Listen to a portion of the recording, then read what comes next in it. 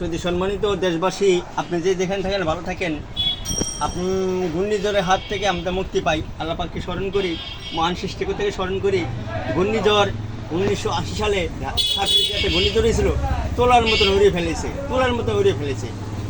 1924 সালে 2024 সালে আপনার মনে করেন একটা ঘূর্ণিঝড় হইতেছে, ঘূর্ণিঝড়ের নাম হলো নেমান।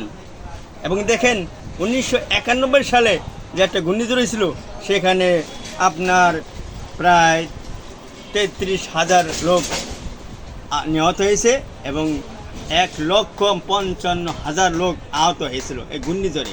দেখেন ঘূর্ণিঝড়টা এমন একটা ভয়ঙ্কর, যখন আপনি একটা ঘূর্ণিঝড়ে খপ্পরে পড়ে যান, তখন আপনি ঠিক থাকবেন কিনা বলা যায় না, তোলার মতন উড়িয়ে ফেলায়। অতএব আপনার আগামীকাল দুপুরের পরে একটা ঘূর্ণিঝড় হতে পারে।